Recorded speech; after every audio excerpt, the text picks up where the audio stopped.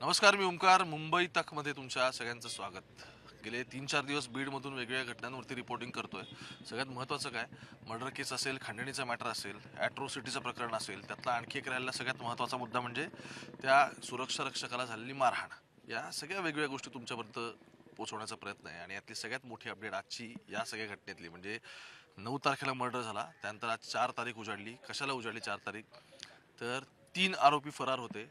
पहिलं नाव सुधीर सांगळे, वयवर्ष 23. दुसरं नाव ह्याच्यातलं सुदर्शन घुले, वयवर्ष 26. आणि तिसरं नाव कृष्णा आंधळे, वयवर्ष 30. पहिले दोन आरोपी सांगळे आणि घुले हे सध्या कुठे आहेत हे बघायचं असेल तर आत्ता ही सरळ फ्रेम बघा. पोलीस ठाणे नेकनूर, बीड जिल्हा पोलिसांच्या अंतर्गत हे पोलीस ठाणं आहे. ज्या रस्त्याने आपण केजला जातो पुढे, म्हणजे मांजरसुंबा लागतं इथं, आणि मांजरसुंबावरून वळलं डावीकडं की सरळ रस्ता पूर्ण केजकडे जातो बीडवरून जाताना. तिथं पुढे आलं की त्याच रस्त्याला मस्साजोग नावाचं गाव आहे, जे आता महाराष्ट्रात संपूर्ण फेमस झालं. त्याचं कारणच असं आहे की संतोष देशमुख यांचा खून झाला, त्यानंतर हे संपूर्ण प्रकरण कुठपर्यंत गेलं आपल्या सगळ्यांना माहिती आहे. आता याच रस्त्याने मस्साजोगला पुढे जात असताना जो रस्ता पुढे केजला जातो त्याच्या काही किलोमीटर अलीकडे हे तुम्हाला नेकनूर नावाचं गाव दिसेल. आणि या गावामध्ये आतमध्ये आलं की यातलं पोलीस ठाणे आहे. एक छोटा कॉम्पॅक्ट प्रिमायसेस दिसतोय पोलीस ठाण्याचा. तिकडे गोपनीय शाखेचं दिसतंय, इथं मेन पोलीस ठाणे दिसतंय. आणि हा सगळा वाढलेला पोलीस बंदोबस्त तुम्हाला काय दाखवतोय आत्ताच्या घडीला, तर हा वाढलेला पोलीस बंदोबस्त, ह्या गाड्यांचे ताफे बघा. ही MH-12ची गाडी आहे, ज्या पुण्यामधून या दोघांना ताब्यात घेण्यात आलं. तिकडची पोलिसांची एस्कॉटची गाडी, आणि दोन्ही गाड्या MH-23, आणि ही पण गाडी इथल्या बीड पोलिसांची. अशा वेगवेगळ्या गाड्या इथे उभ्या आहेत. पोलीस ताफा वाढलाय सगळा. अधिकारी आणखी काही दाखल होतील. इकडच्या एंट्रन्सला सुद्धा तुम्ही पाहिलं आत्ता, तर इथे सुद्धा पोलीस सगळे वेगवेगळ्या ठिकाणचे आलेले आहेत. CIDचे अधिकारी असतील किंवा लोकल पोलीसचे इथले जे पथकं होती ती असतील, ही सगळी पुण्यावरून ह्या दोघांना घेऊन रात्री उशिरा दाखल झाली. आता नेकनूरवरून या दोघांना पुढे केसच्या दिशेने घेऊन जाण्यात येईल. राहिलं काय आता या सगळ्या प्रोसिजरमध्ये, ते सगळ्यात महत्त्वाचं म्हणजे मेडिकल टेस्ट करणं.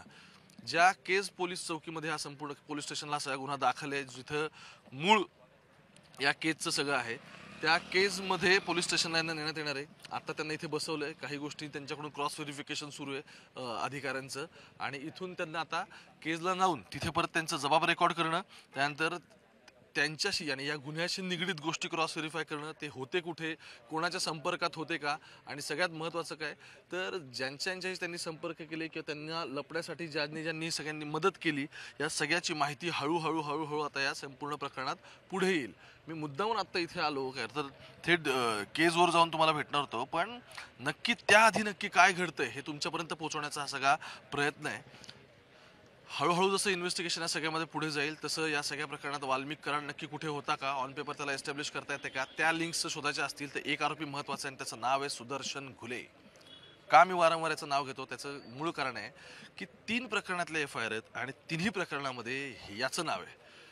बाकी लोकांची वेगवेगळी नावं दिसत आहेत. कोणी खंडणीत आहे, कोणी ज्या दिवशी वॉचमनला मारहाण झाली त्या दिवशीच्या प्रकरणात आहे, पण घुले ह्यात मात्र तिन्ही सगळ्या प्रकरणात आहे. आणि तो या सगळ्या प्रकरणात मुख्य आरोपी जर ऑन पेपर एस्टॅब्लिश करायचा असेल, त्याच्या लिंक्स जर वरती वाल्मिक कराडपर्यंत जाणार असतील, आणि वाल्मिक कराड खरंच या संपूर्ण मर्डरच्या प्रकरणात होता का, ह्या प्रश्नाचं उत्तर शोधायचं असेल, तर आता इथे सुरू असलेले जबाब रेकॉर्ड, इथून सुरू असलेली चौकशी, या गोष्टी खूप मॅटर करणार आहेत. आणि म्हणून इथून पुढे केजला गेल्यानंतर केजच्या कोर्टात त्यांना हजर केलं जाईल. साधारण ज्या पद्धतीने वाल्मिकची कोठडी मागितली होती 14 ते 15 दिवसांची, त्याच पद्धतीने कोठडी मागण्यात येणार आहे. कारण त्याचं कारण असं आहे की जे अनेक्डॉट्स जोडायचे आहेत, ही चेन पूर्ण करायची आहे. ते जोडण्यासाठी ज्या ज्या गोष्टी पाहिजेत, जो रोडमॅप पाहिजे, जशा पद्धतीने तपास पुढे जाणं अपेक्षित आहे, ते सगळं करायचं असेल तर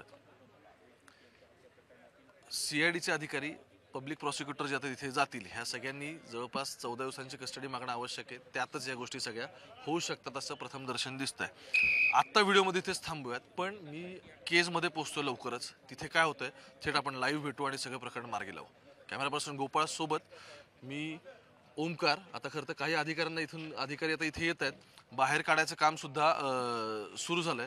थोड्याच वेळात हे सगळे इथून बाहेर निघतील आणि कोर्टात त्यांना नेण्यात येणार आहेत. बघा, अधिकाऱ्यांनी आता गाड्या काढायला सुद्धा इथे सुरुवात केलेली आहेत. साधारण 3 व्हेकल या सगळ्यामध्ये असतील असं प्रथम दर्शन दिसतंय. त्यांना बाहेर घेऊन येतील, आणि ते बाहेर आणल्यानंतर या आरोपींना केजला नेण्यात येणार आहे. केजची पण आपण लगेच प्रोसिजर काय आहे काय नाही हे पण समजून घेऊ. त्याचं मूळ कारण काय आहे की या सगळ्या नेत असताना आरोपी आता तयार होत, आरोपींना नेण्यासाठी आता पोलीस प्रशासन सगळं इथे रेडी, पोलीस प्रशासन रेडी झालेलं आहे सगळं, आणि त्यांना इथून आता नेण्यात येते केजला. दोन गोष्टी ज्या पेंडिंग आहेत त्या मी तुम्हाला पुन्हा पुन्हा सांगतो. त्याचं कारण असं आहे की एक सगळ्यात महत्त्वाचं मेडिकल टेस्ट होणं अत्यंत या सगळ्या प्रकरणात आवश्यक आहे, आणि दुसरं या सगळ्या प्रकरणात महत्त्वाचं काय तर दुसरं असं आहे की ज्यावेळी तुम्ही रिमांड मागताय, ज्यावेळी तुम्हाला या सगळ्या प्रकरणात रिमांड लागणार आहे, त्यावेळी एक सगळ्यात महत्त्वाचं असं आहे की रिमांड मागताना ज्या ऑन पेपर गोष्टी मी वारंवार उल्लेख करतो की ज्या एस्टॅब्लिश करायच्या आहेत त्या एस्टॅब्लिश करणं, आणि त्याच्यासाठी जे कागदपत्र लागणार आहेत आतापर्यंत तपासामध्ये जे जे सगळे तपशील आलेले आहेत ते तपशील येणं हे अत्यंत महत्त्वाचं आहे. आम्ही इथेच पुढे कोणी फक्त आता जाऊ नका तुम्ही, ठीक आहे. आता यामध्ये आता आरोपींना बाहेर घ्यायचं काम सुरू आहे, आणि आरोपी जसे आता हळूहळू बाहेर येतील, पहिल्यांदा मला असं वाटतं की त्यांची व्हिज्युअल्स तुम्हाला पाहायला मिळतील, आणि त्यानंतर मग नक्की काय होतंय हे पण आपण सगळेजण बघू. अर्थात आरोपीला आता बाहेर काढण्यात येते, ते नक्की काय करतायत ते पाहणं महत्त्वाचं आहे. इथून पुढे आता आपण सगळे जाणार आहोत. तिघांमधले 2 जण जे आताच्या घडीला सापडले त्या दोघांना इथून आता पुढे घेऊन जाण्यात येईल, आणि त्यानंतर मग कोर्टामध्ये आर्ग्युमेंट्स काय होणार आहेत काय नाही ह्या गोष्टी बघणं अत्यंत महत्त्वाचं आहे. थोड्याच वेळात आरोपी आता बाहेर येतील. बघा, पोलीस ठाणं नेकनूर हे मी मगाशी सांगत तुम्हाला की केज तालुक्याच्या अलीकडेच या सगळ्या गोष्टी आहेत. आता हालचाली इथं सगळ्या सुरू होत आहेत, आणि त्या हालचालीवरून एक गोष्ट दिसते की थोड्याच वेळात पुढच्या 5-1 मिनिटात या आरोपींना गाडीमध्ये बसवलं जाईल, आणि त्यानंतर आरोपींना बसवल्यानंतर 14 दिवसांचा जो संपूर्ण विषय हा अत्यंत या सगळ्यामध्ये प्रकरणात महत्त्वाचा असेल. नाही, आता